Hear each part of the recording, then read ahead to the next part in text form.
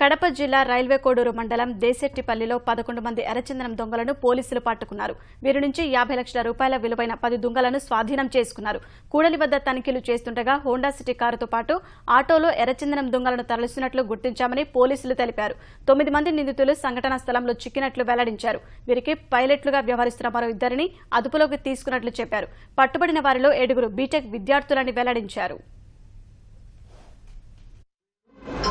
చూడడానికి స్టూడెంట్స్ లాగానే ఉన్నా కానీ వీళ్ళు బెంగళూరులో ఉన్న పెద్ద పెద్ద స్మగ్లర్లతో సంబంధాలు ఉన్నాయి. వీళ్ళని రిమాండ్ పంపించిన తర్వాత వాళ్ళని అరెస్ట్ చేసేదానికి మేము ప్రయత్నిస్తున్నాము. ఇవి మాకు 10 కేజీలు ఉన్నాయి. 264 కేజీలు వాల్యూ ఉంది. 264 కేజీలు వెయిట్. వెహికల్స్ వచ్చి ఒకటి హోండా సిటీ కారు, ఒకటి ఆటో, 2 టూ వీలర్లు ఉన్నాయండి.